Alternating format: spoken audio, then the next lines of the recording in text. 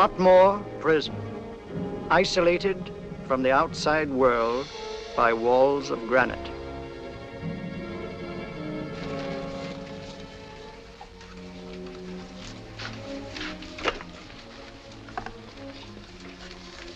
They say you could get out of here by merely telling what you know.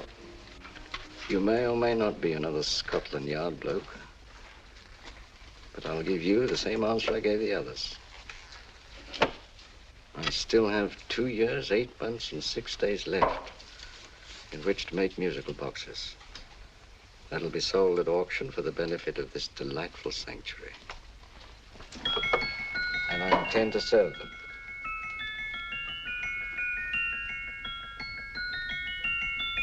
Move along. And now we come to the next object on our list, or I should say objects, because there are 3 of them. Now, ladies and gentlemen, these can be bought together or separately. Now, these beautiful little musical boxes only arrived this morning, and I didn't intend to put them on the auction block until later, but I'm going to sell them now. So, good friends, as our old pal Mark Antony used to say, lend me your ears. And what do you hear? Right. The beautiful tinkle tinkle of a musical box. What a lovely trinket. What a beautiful gift. Created and made by loving hands. A thing of beauty and utility. I was going to start with £5. It's a bargain, £5. Do I see any hands? If there's a connoisseur in the house, will go £3 for it. £2. £1. 10 shillings. Thank you, sir. Ladies and gentlemen, 10 shillings is offered for a musical box you couldn't buy anywhere in London for less than £5. It'd be stealing to let it go for 10 shillings. Like taking milk from a baby. All right, we're selling for 10 shillings. 10 shillings, 10 shillings is offered, 10 shillings is offered, 10 shillings is offered. And anybody give me £1? Want to give me £1? Oh, won't someone give me a pound? A pound, £1 is offered, £1 is offered, ladies and gentlemen, £1 is offered. It's against you, sir. Will you go to £2? Will you go to £2, sir? £2. £2 is offered. £2 is offered. Going once, twice, third and the last call. Sold to the gentleman for £2. Sorry, my dear. Now, ladies and gentlemen, comes the opportunity to purchase an exact duplicate of the beautiful little musical box just bought by this gentleman for the ridiculous low price of £2. Oh, it's exactly the same. Exactly the same. Made with the same hands. You hear that? Isn't that lovely? That tinkle, tinkle, tinkle, tinkle. Sounds like Bow Bells to me, you know, with little angels pulling on the ropes, eh? Who'll give me £2 for it? Who's starting with £2? Will anybody start with £2? Oh, come, ladies and gentlemen. You know, from your enthusiasm, we might all be in Scotland instead of London. Please buy it for me, Daddy. £2, certainly not. We all might be in Scotland. Besides, I don't like his manner. £1, 10 shillings. £1. £1 is ours. £1 is offered. £1 is offered, going £1. Any advance? Going once, going twice. The third and the last call. Sold to the lady for £1. Smart bidding, my dear. Thank you. We come to the third and last of these beautiful little musical boxes. Exactly the same. Tinkle, tinkle. Isn't that lovely? Ladies and gentlemen, I don't bring you here to gull you and swindle you. This is the exact replica of those 2 I just sold before.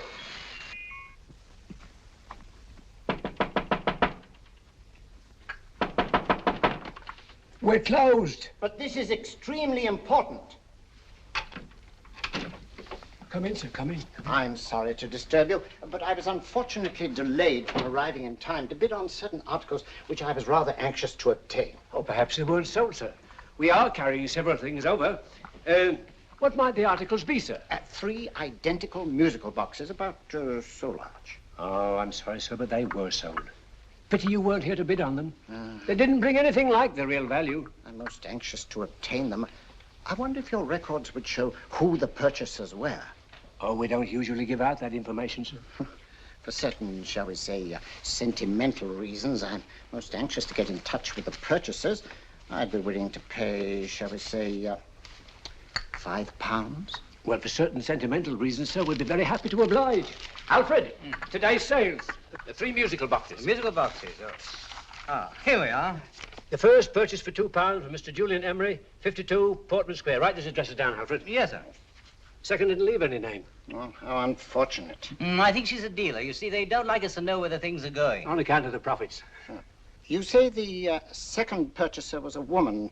Can you give me a description of her? Oh, she was a young woman, fairly tall, slender.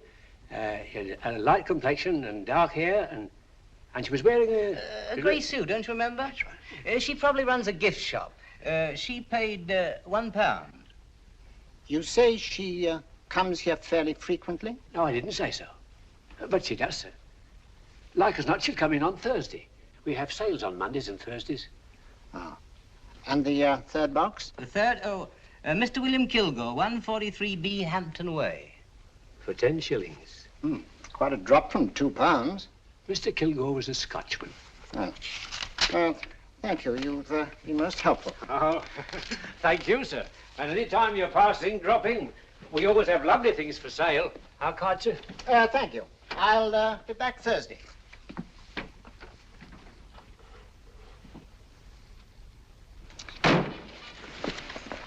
The message reached us too late. Musical boxes are being sold. Well, let's get out of here.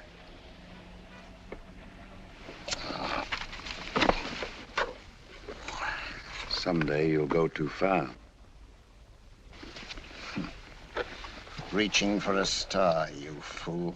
Yet a fool may touch a star, Colonel Cavanaugh, if he but reach high enough. But not possess it as you would. The musical boxes, they've been sold. What a pity for you, my dear Colonel. Is it my fault that the message reached us only an hour ago? Is it my fault that they were sold? She can't hold me responsible for that. Hope for your sake you're right.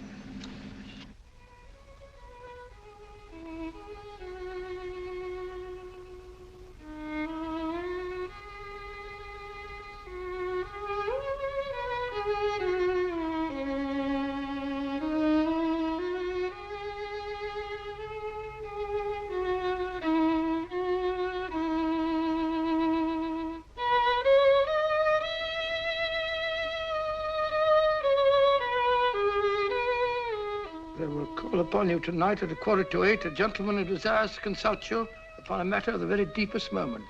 Do you remember that letter, Holmes? It was written over 2 years ago. An interesting case, devilishly interesting.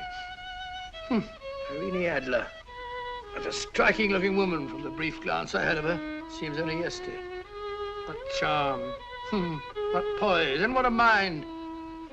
Sharp enough and brilliant enough to outwit the great Sherlock Holmes himself. I take it the new issue of the Strand magazine is out, containing another of your slightly lurid tales. It is indeed. And what do you call this one? I call it A Scandal in Bohemia. Not a bad title, eh?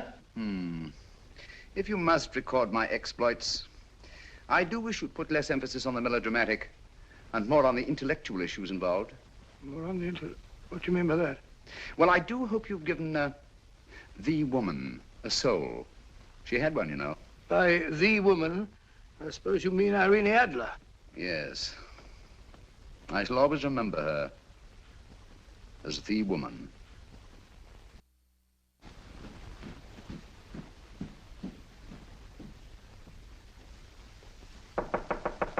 Come in.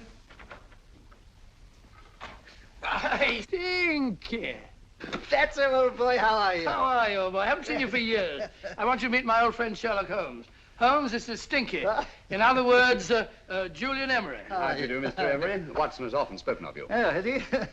Yes, we were at school together. Yes, more years ago than I care to remember, but you didn't come in here just to remind me of that. No, I just happened to be in the neighborhood and saw your lights burning, so I took the liberty of looking you up. Still writing your mystery stuff? Yes, there's a new one out this week. Good, I never miss them. Oh, good, thanks. I say that bandage makes you look very interesting. Still poking your nose into other people's business as usual? Who hit you? I haven't the foggiest notion. Somebody knocked me on the head in my own living room and then proceeded to commit the most idiotic burglary you ever heard of. Fellow must have been balmy as a coot. Balmy? Why? Come sit down, old boy. Would you like a cup of tea? Huh? Oh, all right. I'll go and tell Mrs. Hudson about it. Yeah. Why do you say the robbery was idiotic, Mr. Emery? Oh, simply from the fact that with about £5,000 worth of musical boxes in my living room, the thief, who I caught in the act, made off with one that isn't even worth £5. I gather you're a collector of musical boxes. Yes, I am indeed. Some of them are very beautiful, but not the one that was stolen. The thief evidently grabbed the first thing that came to his hand when he heard me coming into the room. Still, it's rather odd, isn't it, that having disposed of you, he didn't pick up something more valuable. Was there anything unusual about the stolen box? No, nothing at all. No, I picked it up in the south of France, several years ago. You say you have many valuable music boxes, and yet the thief made off with one that isn't worth £5. Sounds like rather an intriguing little problem. Well, I take it that he was just an ordinary petty thief and didn't know the value. That is a possible explanation, and yet I venture to say that the average petty thief has a more extensive knowledge of the value of objet d'art than the average collector. Well, anyway, that's Scotland Yard's theory. They didn't get very excited about it. That's consistent anyway. I wonder if I might see your collection, Mr. Emery. Oh, of course you could, yes. Nothing a collector likes more than showing off his trophies. When would it suit you? No time like the present. Good. My place is just round in Portman Square. Shall we? Yes, right. Hello? Where are you going? Stinky hasn't had his tea yet. Oh, I'm sorry. We're going round to my place, where I'm going to give you something better than tea. Now, this one was made for Louis XV, and is one of the very few still in existence from that period. And a particularly fine specimen at that. Charming, isn't it? Quite. They all sound to me like a lot of mice running about on a tin roof. I'm afraid you have no ear for music, Watson. Give me a good old band playing a rousing march. You'll have all your silly little tweets.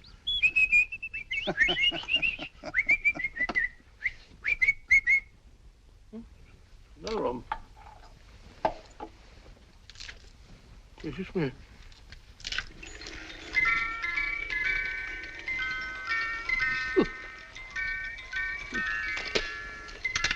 Stupid thing. Singing rabbit. What would you say offhand is the value of a box like that, Mr. Emery? Well, it's hard to say offhand, but I think we'll bring about £500 or £600 today. It's the gem of my collection. Yet a thief who steals an oddity like a musical box passes up one worth £500 for one of almost no value at all. Odd. Very odd. What was the stolen box like, Mr. Emery? Oh, just a plain wooden box about so big. As a matter of fact, I have one over here almost exactly like it. I picked this up yesterday at an auction room in Knightsbridge. Paid only £2 for it. Of course, I wouldn't in the ordinary way add one like this to my collection, but the tune intrigued me. I'd never heard it before.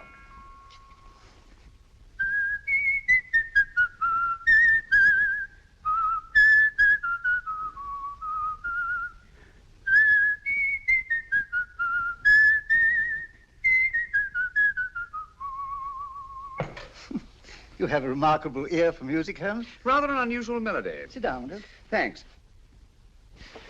You say you bought that box at an auction sale yesterday? Yes, the Gaylord auction rooms in Knightsbridge. Run by old, what's his name? Crabtree. That's the man. At what time was the robbery committed? Oh, about 3 o'clock this morning. You know, Mr. Emery, that box and the robbery might well be cause and effect, especially since you say that the stolen box outwardly resembles this one a great deal.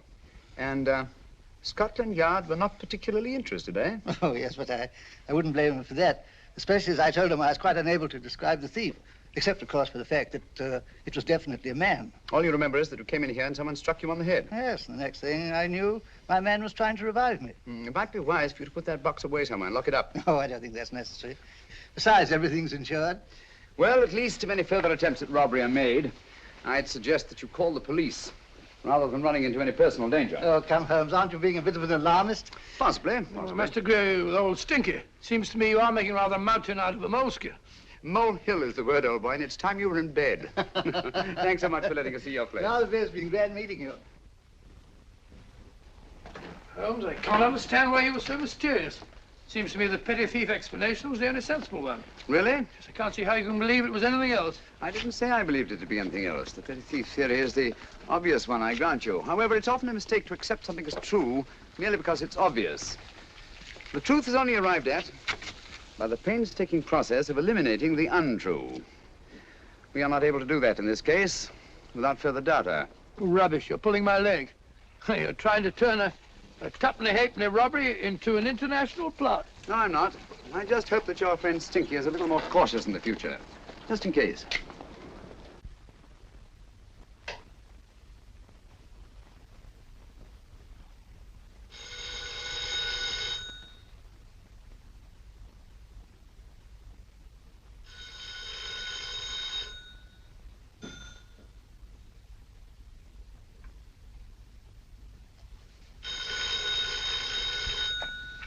Hello?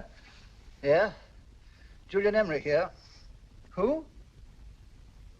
Why, of course I remember you, Mrs. Courtney. Yes, you're the one bright spot at that appallingly dull affair of Lady Sanford's. Huh?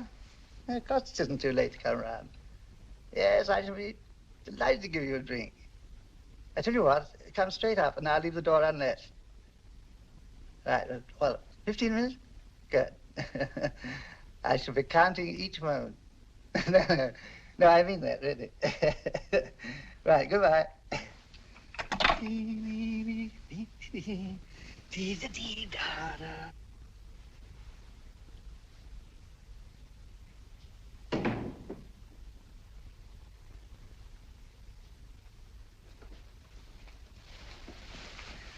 Boo! Oh, you startled me. Did I? Yes. Must be the pixie in me. I know I shouldn't have called you so late, but I was at a party just around the corner, and I remembered your invitation to see your collection of musical boxes. My dear Mrs. Courtney, pleasure is all the greater for being so unexpected. My friends call me Hilda. Thanks. Mine call me Stinky. Stinky, how quaint. Oh, what a perfectly wonderful collection of musical boxes. You know, when you told me you had a collection, I had no idea it was so attractive. Yes. They appeal to the ear as well as to the eye. Oh, what a plain little one. Why, it looks just like a country cousin amid all this grandeur. No. You mustn't underestimate the country cousin. Only last night a burglar broke in here, and with all these to choose from, went off with one very much like it. Really? Yes, I don't mind the loss of the box so much, but I do resent this crack on the skull. But it makes you look so interesting. Oh, do you think so? Uh-huh. It's funny, that's what old Fatso said. Fatso? I mean, Dr. Watson. He was here this evening with a friend, a Mr. Holmes. He's interested in my collection, too. Sherlock Holmes? Yes. Do you know him? I've heard of him. Yes, he seems to think I'm in some sort of danger. What a haunting tune. It takes me right back to my childhood. Really? Do you know, it's odd that you should be interested in that particular musical box. Odd? Why? Because Mr. Holmes is also interested in it. He may have been more interested in the tune than in the box. My dear, yes, that's right. I remember now. He whistled it note for note, having heard it only once. Really? He must be a remarkable man. Bit of an alarmist, if you ask me. Don't you believe in warnings? Of course not. Who'd want a box like that? I would. You're not serious. Oh, but I am. Well, you put me in a very awkward position. I'm a collector, you know. And a collector buys but never sells. But if the price were high enough... The price has nothing to do with it.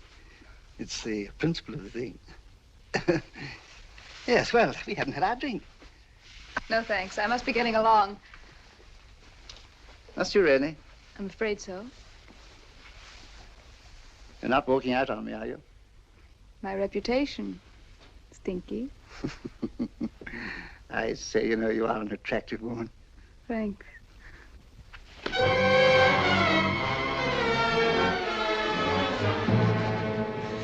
You fool. I told you to wait outside. What did you have to kill him for? All I had to do was walk out with this. He held you in his arms. Don't touch him. Don't touch anything. Now get out. I'm sorry. You're sorry. What about me? This is murder. What about Scotland Yard? What about Sherlock Holmes? Now get out!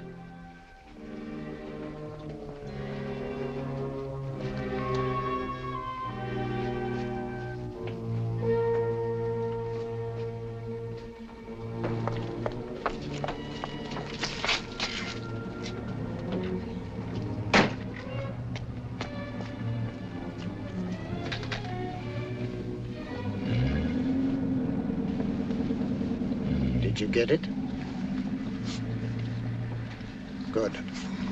Did you have any trouble with him? Just a matter of murder. Ah, Mr. Holmes. Hopkins? Thanks for coming so promptly. Inspector Lestrade suggested that I call through to you. Mr. Emery was a client of Mr. Holmes, Inspector. Indeed. You didn't mention that when I telephoned you, Mr. Holmes. Well, not exactly a client, Inspector. Sergeant Thompson? He was killed between the hours of 11 and 2 o'clock this morning, Mr. Holmes. Must have been someone he knew, someone of whom he had no suspicion.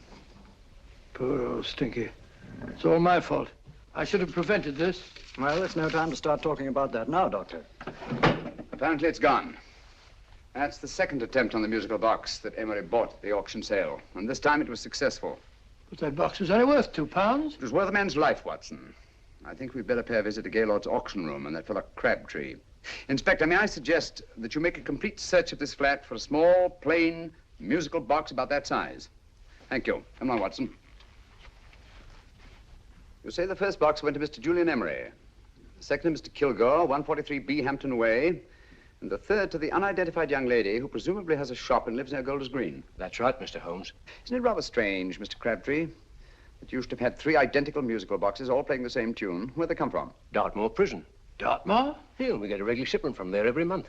The inmates manufacture them. Well, they make all kinds of things, you know, pipe racks, wastepaper baskets, musical boxes. Did you happen to notice if anyone showed any particular interest during the auction in the purchasers of these 3 boxes? Oh, come now, Mr. Crabtree. This is very literally a matter of life and death. Well, since you put it that way, Mr. Holmes, there was a gentleman came in here about an hour after closing time, and he was in an awful state, he was. He gave me £5 to tell him where the boxes had gone to. He said they had a sentimental value for him, sir. Expensive sentiment. Can you describe him? He was tall, distinguished looking, and he had grey hair and a moustache. He was quite a gentleman, sir. What was his reaction when you were unable to supply him with the address of the young lady who owned the shop? I told him the young lady usually come back on Thursday. He said he'd come back on Thursday. Now, that's tomorrow. Thank you, Mr. Crabtree. You've been very helpful. Thank you. Come along, Watson. Where are we going now, Holmes? To the home of Mr. Kilgore, the man who bought the 3rd box.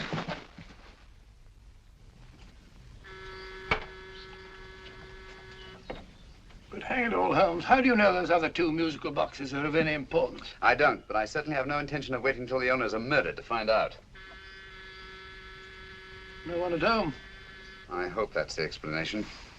I'll have a look through this window.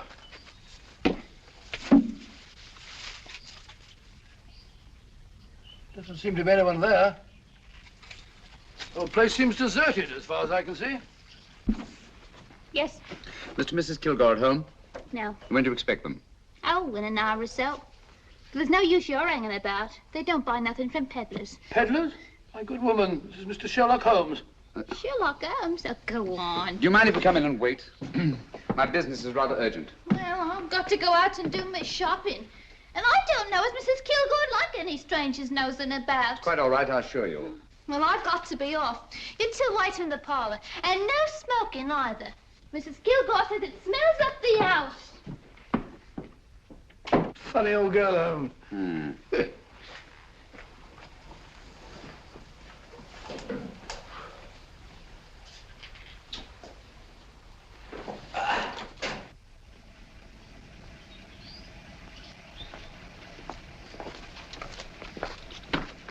Park Lane. Park Lane? And what would the likes of you be doing in Park Lane? Now, don't worry about the fare, Ducky. If you knows how to get to Park Lane, up it.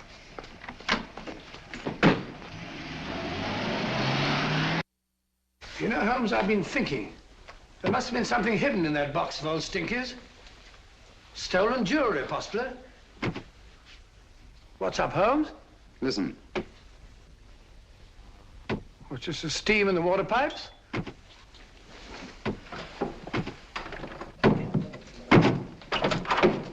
Watson!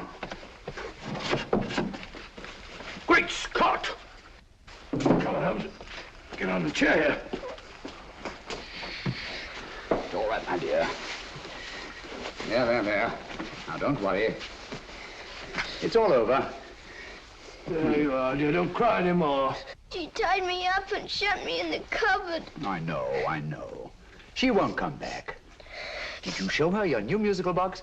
Yes, she said she wanted to hear it play, and as soon as I showed it to her, she grabbed hold of it. I know. Now, don't worry. We'll buy you a new musical box. Yes, my dear, the best one in London. Watson. Oh, what a fool I've been. What do you mean, Holmes? She took the musical box out of this house in that market basket, right under our very noses. Why could the Kilgore charwoman want to take the music box? She isn't the Kilgore charwoman. She's a consummate actress. An extremely clever, unscrupulous woman who will stop at nothing. Take care of the child, will you, Wolfella, till our parents get back. Explain everything to them. Of course I will. But, Holmes, where are you going? Somewhere, somehow. I must get to the young lady who bought that 3rd musical box before our opponents find her. I only hope that I won't be too late. Oh, no. No. darling, you mustn't cry anymore. Now, cheer up. Would you like to hear old Uncle make a noise like a duck?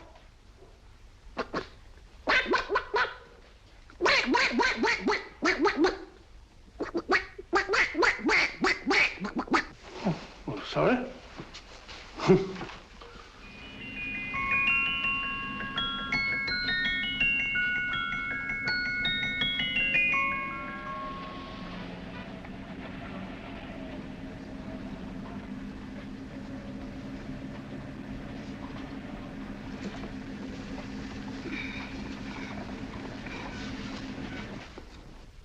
And now, ladies and gentlemen, how much am I offered for this beautiful lace Dresden china figurine? A lady of the French court. Now, this is the genuine article. What a beautiful ornament for your mantelpiece. Or you could use it as a centerpiece on the dining room table. Now, will somebody start me for £10? Will somebody start me for £10? £8? £7? All right, £5 is offered, £5 is offered, £5 is offered, £5.10, £5.15, £5.15. £6 is offered, £6, £6, going once, going twice, the third and the last call. Have you all done? Sold to the lady from Twickenham for £6. Next, we have a real museum piece, ladies and gentlemen. A fine 19th century doll. The costume an exact replica of the holiday clothes worn by the Hungarian peasant women. Now, ladies and gentlemen, an article like this would cost you from £15 to £20 in a West End shop. I'm not going to ask you for anything like that. Who'll give me £2 for it? £2. Anybody offer me £2? £2 for the Hungarian? £2? £1. What? Anybody give me £1? Anybody offer me £1 for the doll? £1 is offered, ladies and gentlemen. £1 is offered. Now, I'm not going to waste your valuable time or mine in trying to get one half of what this beautiful doll is worth. If the young lady can steal it for £1, that's her good fortune. So it's going once, it's going twice, the third and last call. Any more? Sold to the young lady for £1. And now, ladies and gentlemen, may I draw your attention to something which may be a great surprise to you, worthy of any collection. The only other one like it is in the British Museum. It's a Ming vase of the 7th dynasty. This vase lay in a large collection somewhere outside Rome for over 2 centuries, I understand. It was discovered there by the noted antiquarian, Sir Andrew Coppleston. Now, some of you may remember Sir Andrew Coppleston. Besides being a noted traveller and antiquarian, he's also a gentleman rider. The girl with the parcel in her hands, that's her. Are you sure that's the girl? Well, she fits perfectly the auctioneer's description. Follow her, Hamid.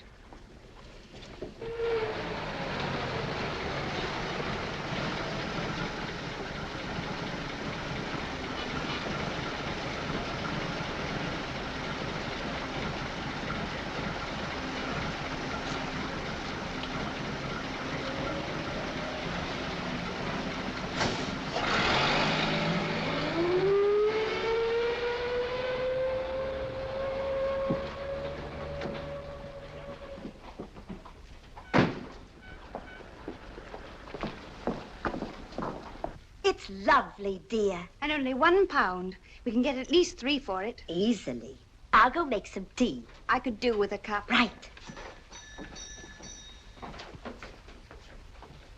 Good afternoon. Good afternoon. I'm looking for a birthday gift for a 7-year-old girl. What would you suggest? We have some lovely dolls. Now, this Hungarian I peasant... think she has enough dolls already. Books are always welcome. Well, I'm looking for something a little different. Well, that's rather cute. What is it? Oh, that's a musical box. Children always love them. And this is an exceptionally nice one. It plays many tunes.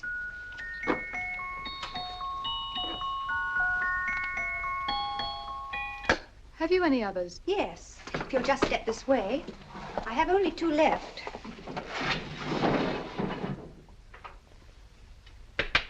How nice.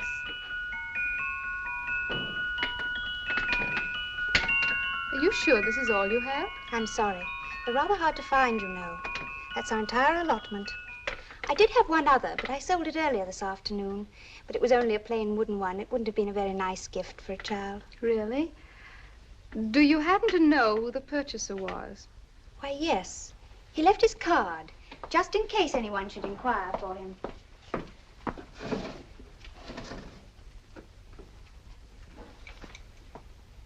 How interesting. I'm sorry, but I'm afraid I'll have to look a bit further. Thank you anyway. Good afternoon. Thank you.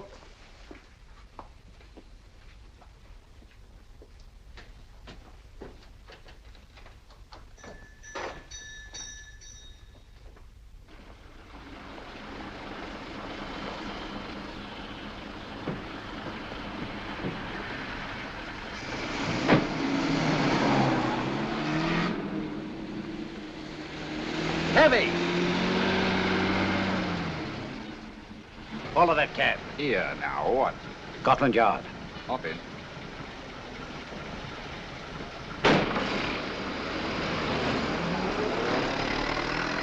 Sherlock Holmes. I might have known. We thought we were the hunters, instead of which we're the hunted. We've been fools. We played right into his hands. Of course. He's had us followed. Don't look. The man in front of the toy shop.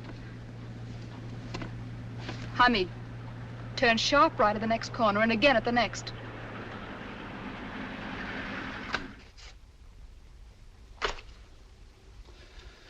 No photograph of her, Commissioner, as I expected. She's not a known criminal. But how do you expect to know if you do find her?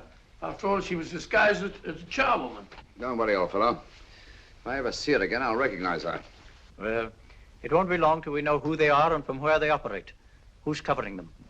Sergeant Thompson's following them, sir. They won't get away from him. He's a good man. We could have arrested them at Clifford's toy shop if we had any proof. But we know that they killed Emery. Proof, my dear fellow. We must have proof. We have x-rayed it, sir. There's nothing whatever concealed in the box. We'll have a look at the plates.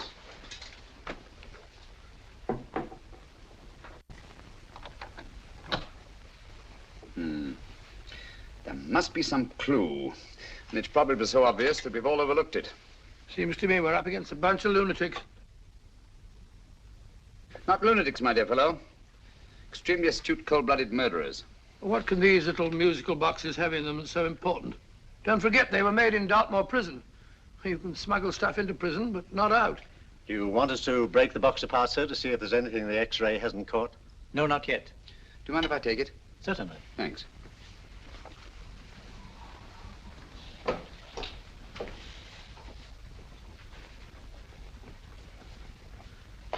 The governor of Dartmoor Prison informed us, sir, in answer to Mr. Holmes' question, that all 3 musical boxes were made by the same convict, John Davidson, serving a 7-year term, sir. Davidson? The Bank of England plates. That'll be all. Yes, sir. Now we're getting somewhere. Wait a minute. How did you know about the plates, Mr. Holmes? I'm a student of crime, Inspector. I make it my business to know about such things. And when the name of Davidson was mentioned... Well, who is this fellow Davidson? As long as Mr. Holmes seems to know all about it already, I suppose there's no harm in telling you. 2 years ago in London, there occurred a robbery of such tremendous importance, although the stolen articles themselves have no intrinsic value whatsoever, that the Home Secretary was instrumental in seeing that not a word of it appeared in any newspaper. But you never told me anything about this, Holmes. You were away at the time. Articles of no intrinsic value and yet of such importance? I don't understand. Davidson was apprehended within 15 minutes of committing the theft. But by that time, he'd hidden the articles in question and they've yet to be found. Before going further, Dr. Watson, I must inform you that this matter's not to be mentioned outside of this room. Of course not. Do I look like a man who'd gossip? Let's not go into that now, old fellow, shall we? Davidson had been employed for years in a position of extreme trust by the engravings department of the Bank of England. The articles he stole were nothing less than a complete duplicate set of plates for printing £5 notes. What? The Bank of England's own plates? Precisely. And with those plates, a gang of crooks could flood England with £5 notes, not forged in the usual sense of the word, but notes undetectable from genuine Bank of England notes in any way whatsoever. Good heavens. Any whisper at all might have resulted in enormous damage in shaking public confidence in the Treasury. We tried everything after we arrested Davidson. Offered him a shorter sentence if he'd tell us where he'd hidden the plates. Why, we even put in Scotland Yard men with him as cellmates, but no results. Obviously, Davidson's a man of strong character and infinite patience. Yet suddenly he feels impelled to smuggle out the secret of the hiding place of the plates to his confederates. Why? I don't understand, Mr. Holmes. Well, for example, has the Bank of England made any plans to radically change the design of the £5 note so that in, say, 7 years from now, notes made from the stolen plates would be worthless? Confidentially, Mr. Holmes, such a move was discussed. But replacing all the £5 notes in circulation would be such a Herculean task that nothing's been done about it as yet. I see. Of course, there is another possible explanation. Davidson didn't have much time to find a hiding place before he was captured. He may be afraid that the plates will be accidentally discovered before he's released. Hence his anxiety to communicate their whereabouts to his confederates as soon as possible. I believe you've hit it, Mr. Holmes. I'm sure that the message is contained in this musical box. Or rather, in all three musical boxes, since possession of all three seems to be essential. Our opponents have 2/3 of the puzzle, we have 1/3. Well, what are you going to do, Holmes? Try to deduce the message from the 1/3 that we have.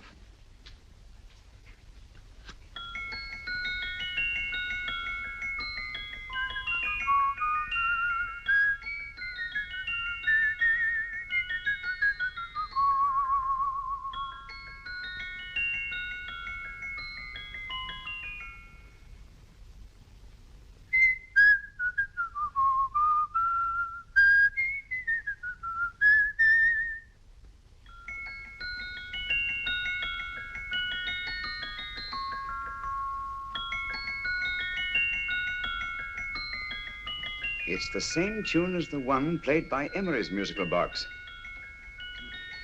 And yet it's different. Sounds the same to me. The tune.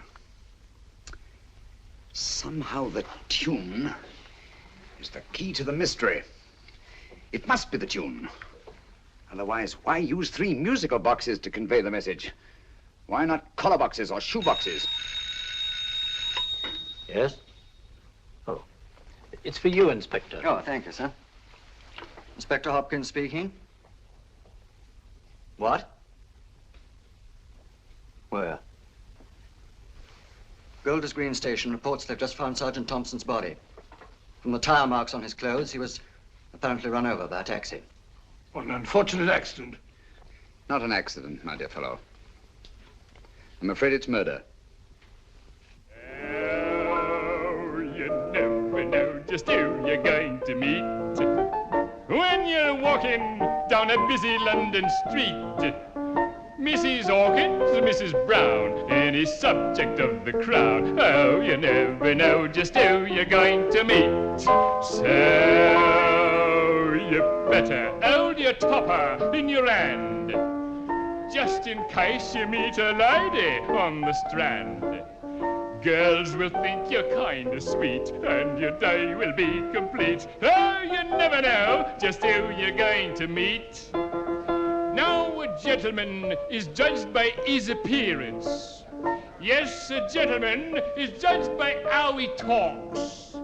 Now, he's much better off when he's acting like a toff, especially if he's taking him a walk. What on earth is this outlandish place? A rendezvous for actors. Actors? Buskers, old boy. You've seen them 1,000 times. Actors who entertain the queues, waiting outside theaters. You never know just who you're going to meet when you're walking down a busy London street. So you better wear your best, hold it pies to look your best, 'cause you never know just who you're going to meet. So you better keep your manners right in view, just in case a lady gives a how'd you do. Keep your trousers in a pleat, shine your shoes and keep them neat, 'cause you never know just who you're going to meet. Blimey. Mr. Holmes. How are you, Joe? Never met him. And yourself? Fine, thank you. I want you to meet a friend of mine, Dr. Watson, Joe's sister. Oh, well, any friend of Mr. Holmes is a friend of mine. Hi, Joe. He did me a good turn once that I'll never forget. Yes, I cleared Joe of a most unpleasant charge. Murder, no less. Oh, really? By proving to the satisfaction of the police that he was busy at the time blowing open someone's safe. That's right, Governor. Good gracious me. Joe, now you can help me. Come on, buzz off, buzz off. Come on, up it, up it. Can't a gentleman have some peace and quiet around here? And you too. There you are, Mr. Holmes. Now we can have some peace and quiet around here. Thank you, Joe. There's £5 in this for you. Well, I wouldn't want to take it on myself, sir. But I can get somebody to do it for you for half of that. You don't know what the job is yet. For £5? Murder, ain't it? What? No, Joe, not murder, just music. I want you to identify a song for me. Oh, there ain't a song that's been written that I don't know. That's why I came to you. Now, of course, the violin is more my instrument, but, oh, well, here we go. Now, listen to this, Joe.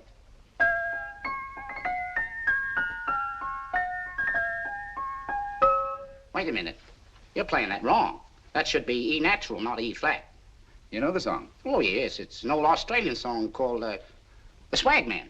But you're playing it all wrong. That's what I hoped you'd say. Now, listen again, Joe.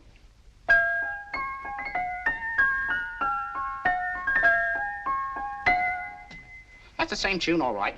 But you're making different mistakes than you did the first time. No, not mistakes, Joe. Call them variations. Here, play the song for me, will you, the way it's written.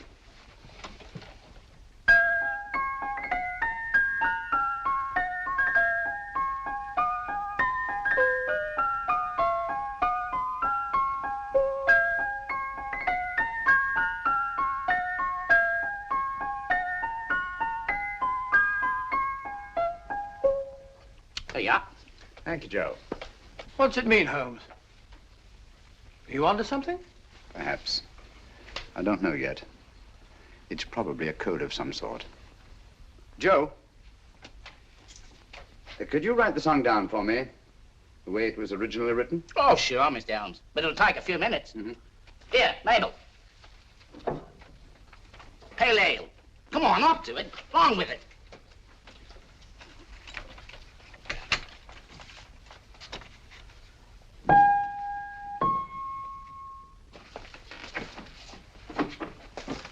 Well, obviously it isn't the lyrics. No combination of those words made any sense at all. The variations in the way Emery's musical box played the tune are different from the variations in the one we have. You sure? Quite. You see, I took the trouble to memorize the tune as played by Emery's box that night we were with him in his flat. Holmes, you amaze me. Elementary, my dear fellow. One of the first principles in solving crime is never to disregard anything, no matter how trivial. But why were 3 boxes? Why not 1? Because the message was obviously too long to be conveyed by any one variation. Then there's the 3rd box, the one that woman took from the Kilgores. That contains yet another set of variations. Yes, well, it's all beyond me. Well, all we have to do now is to find the secret of the variations. Not a very easy problem to solve, my dear fellow. Hello. What's up? We've had company.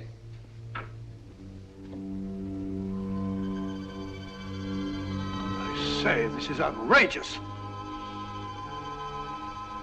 Ask Mrs. Hudson to come in here, will you? Right.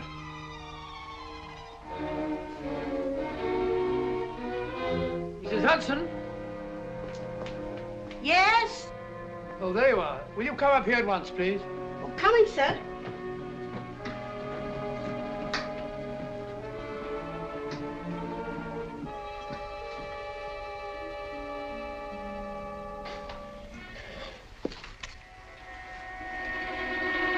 Mercy me, Mr. Holmes. What has happened? Who called while we were out, Mrs. Hudson? Just a young lady. The one who said you wanted her to wait for you. And a nice-looking old gentleman with Our her. friends again, Watson. Friends? What did the young lady look like? Oh, I couldn't see her face. She had a heavy black veil on. But she had such a nice way with her. Oh, I'm sorry, Mr. Holmes, if I've done anything wrong. But you did say I should always let clients come in and wait for you. Don't worry, Mrs. Hudson, don't worry. You had no way of knowing. It's quite all right, quite all right. Now, don't worry, Mrs. Hudson. Don't worry. Well, where on earth's the musical box? They didn't get it. Didn't get it? Where is it? It's in your hand. Huh?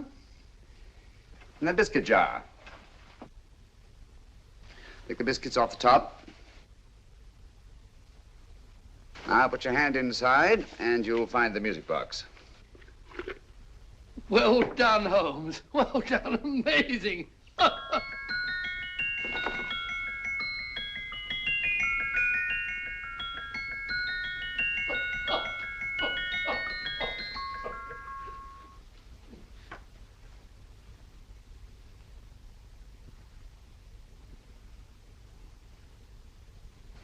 Whew. Nice fresh smell. Like a pub after closing time.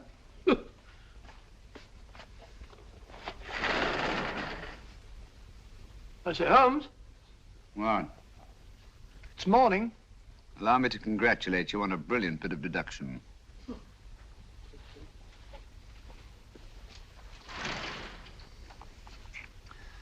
It's not a transposition, not a polygraph transposition, not a trigraph, nor any known form of decoding. How about the Morse code? Have you tried that? Yes, at about 3 o'clock this morning. I'm sorry, old man. I was only trying to help.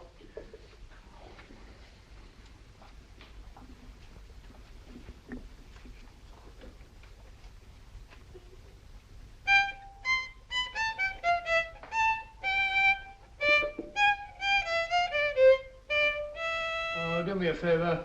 Not again. Must have heard that thing 1,000 times. Kept me awake all night.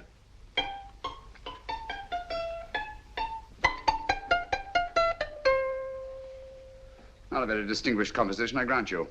You know perfectly well I don't know one tune from the other. When I was a kid, my people tried to have me taught the piano. I've always felt sorry for that old teacher of mine. The poor old girl finally reached the point of numbering the keys for me. 1, 2, 3, 4. Even then, I never progressed beyond... Numbering the keys, Watson. The 19th key of the keyboard is the 19th letter of the alphabet. S. Here. Write it down when I give it to you, old fellow, will you? The first altered note. Write S first. Now, the 8th key is H. The 5th key, E. The 12th key, L. The 6th key, F. S-H-E-L-F. Shelf. Your piano lessons were not in vain, old fellow. You've solved it. Thank you. Thanks, old bean. Hold it. We now have 2/3 of the message. Behind books, third shelf, secretary, Dr. S. Presumably, these are the first and second portions of the message. And this gang has the first and third parts of it. Precisely. Then it's a stalemate? Yes, Commissioner, but we can't leave it like that. There's no doubt in my mind that they'll try to secure our third of the message that's missing. Well, I assume you've taken every precaution to guard the Clifford music club. Oh, yes, it's carefully hidden at Baker Street with Dr. Watson on guard. However, I'm reasonably certain that, difficult as it may be, we can find the plates even without the missing part of the message. Behind books, third shelf, secretary, Dr. S. Well, outside of the fact that Davidson hid the Bank of England plates somewhere in London, Mr. Holmes, I don't see that we've progressed at all. Allow me to point out to you, sir, the key words, Dr. S. It looks as if the plates were hidden in the house of the doctor. Whether S stands for his first or last initial remains to be determined by a process of elimination. Well, there must be 10,000 doctors in London with S for a first or last initial. Precisely. And every one of them will have to be questioned in person. That's why I say this is a task for Scotland Yard. It's a task, all right. But Scotland Yard has searched worse haystacks and found a needle. Well, for the time being, I'll leave the matter in your hands, gentlemen. We'll call you if and when we get a lead on our mysterious Dr. S. In the meantime, I intend to follow up a little clue concerning a cigarette.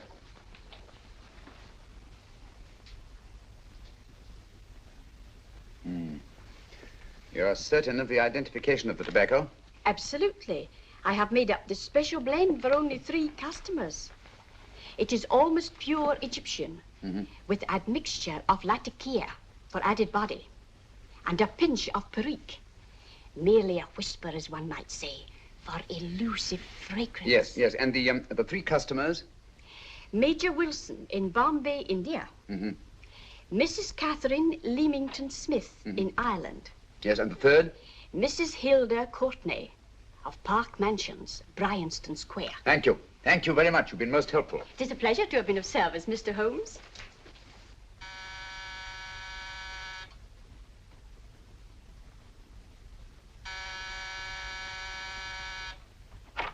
Yes? Mrs. Courtney? Yes. My name is Sherlock Holmes. Oh, do come in. Thank you. I've heard of you, of course, Mr. Holmes. I believe we have a mutual friend in Sir Edward Brookdale. He's spoken to me of you quite often. Indeed. And to what good fortune am I indebted for this visit? I think you know Mrs. Courtney. Well, I did get a summons for speeding last week. But outside of that, I don't think I'm of any interest to the police. Oh, come now, Mrs. Courtney. You seem to forget that you and I have met before. I'm sorry. I'm sure I would have remembered meeting the great Sherlock Holmes. Please sit down. Thank you. You say we met before. Yes. At the home of Mr. and Mrs. Kilgore, 143B Hampton Road. Kilgore? I don't think I know anyone of that name. Well, I didn't say you knew them. As a matter of fact, you called on them when they were out. I don't understand, Mr. Holmes. Really? And you were dressed rather differently. Indeed. Cigarette? Thank you.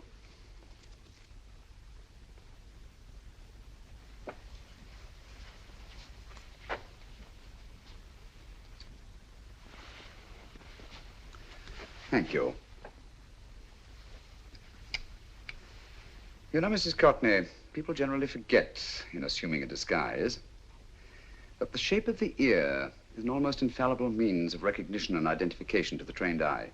Evidently, you've mistaken me for someone else. Oh, no, not at all. Though naturally, I expected your denial. But when you paid your visit to my rooms at Baker Street, you carelessly left behind another identification. They're, identical, aren't they? Yes, I must admit they are. You see, Mr. Holmes, to catch one as clever as you, I had to use a very special lure. I knew you'd be unable to resist the bait of my cigarette, having read with great interest your monograph on the ashes of 140 different varieties of tobacco. I should advise you not to move, Mr. Holmes. I must congratulate you on your ingenuity, Mrs. Courtney. It was indeed a brilliantly designed trap. Thank you, Mr. Holmes. Praise from a master is indeed gratifying.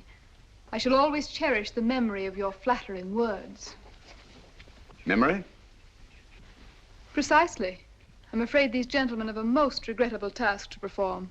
Unless, of course, you care to turn over the missing musical box with your pledge to take no action against us in the future. I'm afraid that will be impossible. I thought that would be your answer. Hamid! Careful! Careful. There's no need to be unnecessarily rough with our distinguished guest. You realize, Mr. Holmes, that your demise will not take place here. The corpus delicti, you know. Well, naturally. Shall we go? It's so fearfully awkward having a dead body lying about. Don't you agree, Mr. Holmes? Another dead body shouldn't weigh too heavily on your conscience, Mrs. Courtney.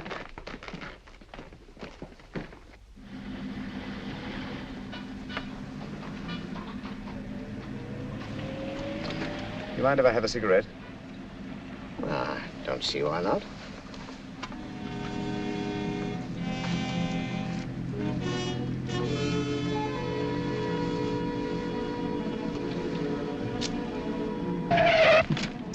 Be careful, Hamid. It's the brakes, they bind. Thank you, Colonel Kavanagh. It's very considerate of you.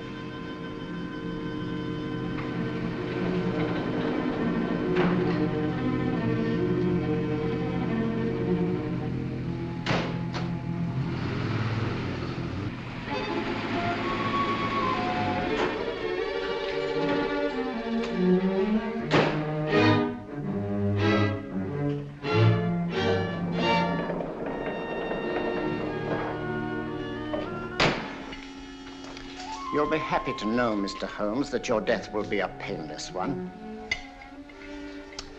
Hamid, attach this to the motor of the taxi. That little attachment, my dear Mr. Holmes, contains the deadly fluid known as monosulfide. The Germans use it with gratifying results in removing their undesirables. Start the motor.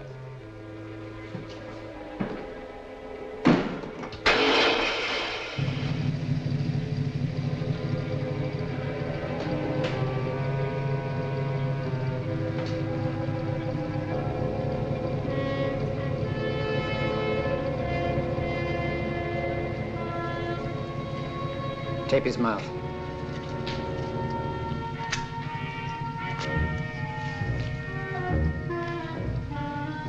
Now, with him, Hamid?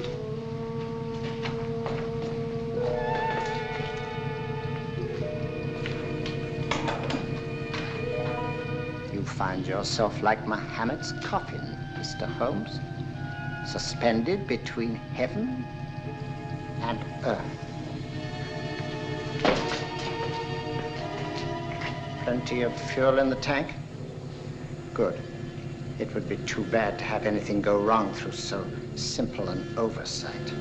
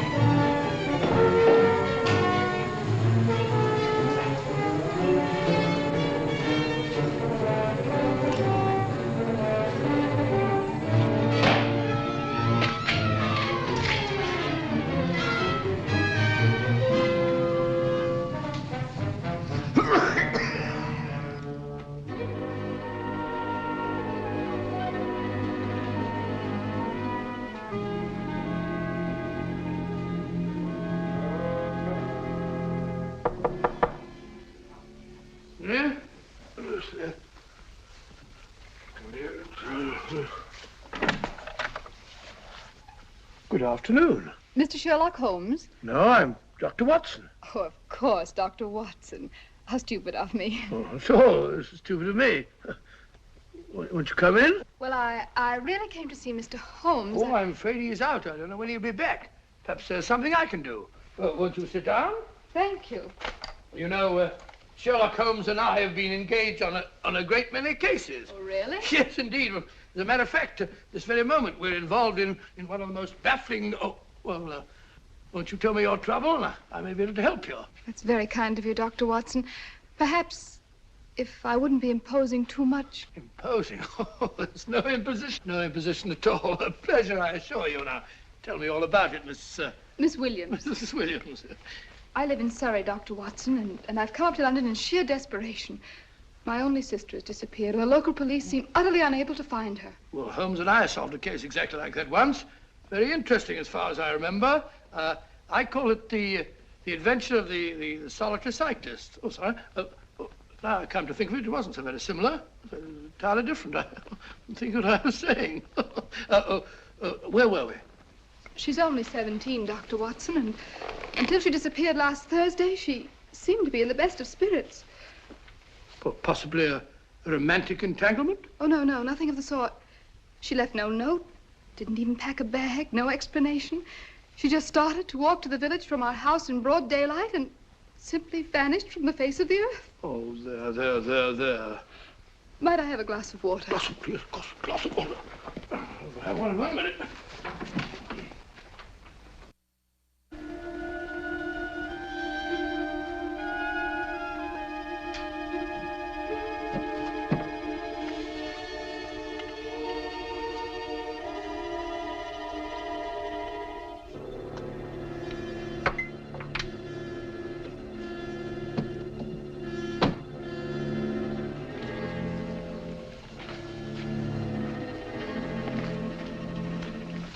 There you are, my dear. Thank you, Dr. Watson. No, you're not to cry anymore. You must pull yourself together. Oh, I feel much better already knowing that you're going to help me. Oh, Dr. Watson, look! Good heavens! Oh. Get through the fire brigade, quickly! Haven't you a fire extinguisher? By Jove, we have in the kitchen.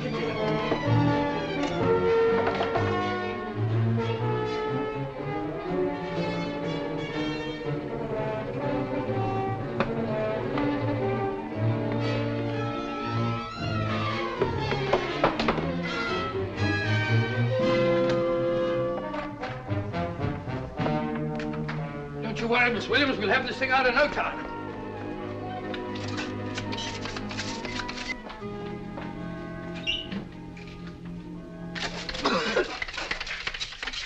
That's got it. Yes, get some air.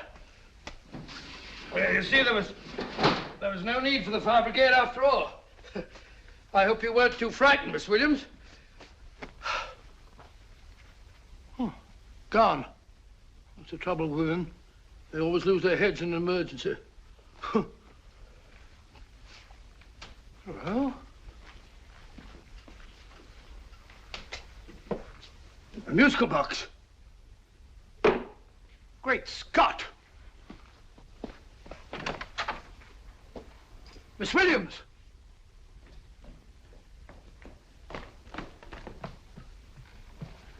Well? Good. And Holmes? By now, Mr. Holmes has no doubt exchanged his violin for a harp. Always assuming that heaven is his destination. And now that we have the missing musical box.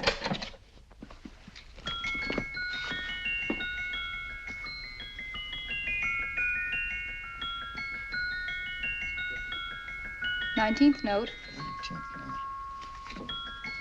19th letter. Yes. He hasn't been there, you say? Holmes, where on earth have you been? I've been trying to get you at the club, at Scotland Yard, all over London.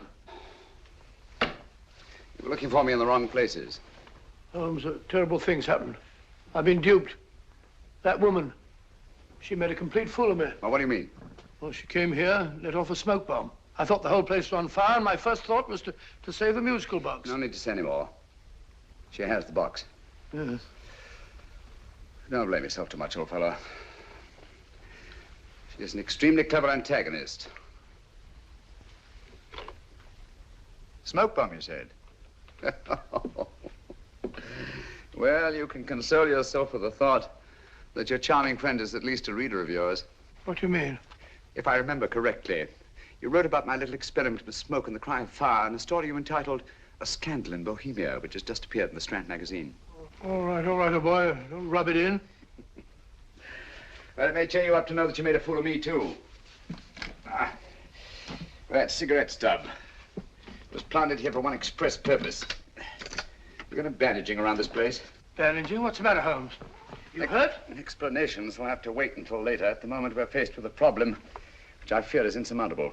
Come over here, old boy, will you? Right. Our opponents are in possession of all three parts of the code. And here are we, while the Bank of England plates pass into their possession. Cheer up, old fellow, cheer up.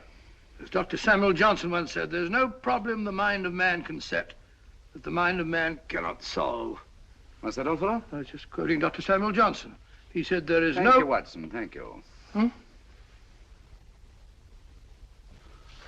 Leaving the front reception room, we come into the main hall, where Dr. Johnson was in the habit of passing through to have his meager meals in the dining room opposite, in company with his friend and biographer, James Boswell. We will now pass up the stairway, which remains in its natural wood finish, just as it was when the good doctor was here. The framed etching on the wall is believed to have been presented to Dr. Johnson by the distinguished painter, Sir Joshua Reynolds. I've been told here that that picture was given in by Mrs. Thrale, and it's definitely not a Reynolds. Is that important, my dear? Oh, I'm sorry. This way, ladies and gentlemen, please, this way. Move along, children, move along. The secretary's not on this floor. Patience, Hamid. I've a feeling My that... dear Colonel, with Sherlock Holmes out of the way, what could go wrong?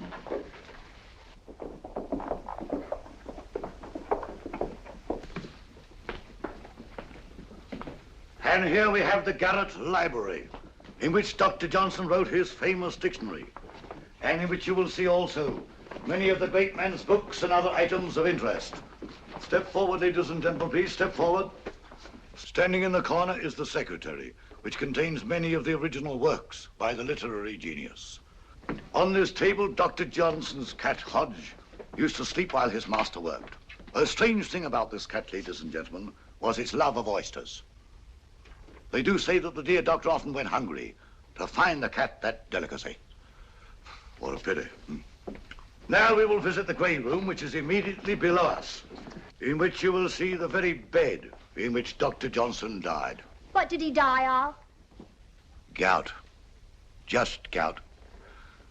This way, ladies and gentlemen. Mind the steps, please.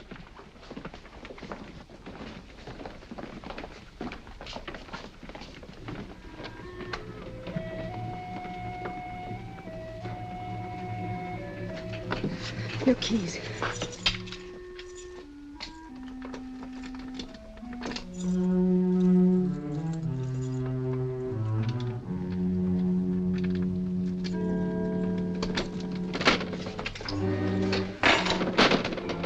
Third shelf up.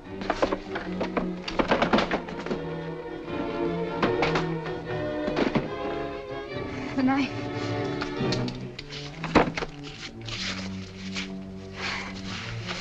Gentlemen, the Bank of England plates. Well, Mrs. Courtney, so we meet again. No, I shouldn't do that if I were you, Colonel Kavanaugh. I must congratulate you, Mr. Holmes. You're far more clever than I thought. Thank you, Mrs. Courtney. Praise from you is indeed gratifying. I shall always cherish the memory of your flattering words. Memory? Oh, thank you. And now I have a most regrettable task to perform.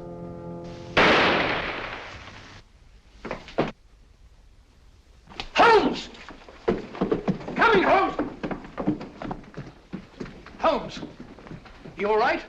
Perfectly, thank you, old fellow, but I think this gentleman on the floor requires some medical attention. We must see that he looks his best, you know, when he's hanged. Take them in charge.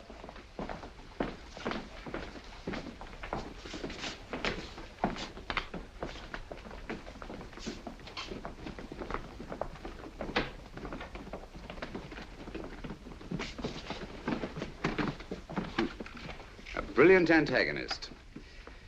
It's a pity her talents were so misdirected. Will you see that these plates are returned to the Bank of England, Inspector? I still don't understand how you solved it, Mr. Holmes. It's entirely due to Dr. Watson. He gave me the clue when he mentioned Dr. Samuel Johnson. Well, congratulations, Doctor. Oh, thank you, Inspector. I don't think I'd have done it entirely without Mr. Holmes's help, you know.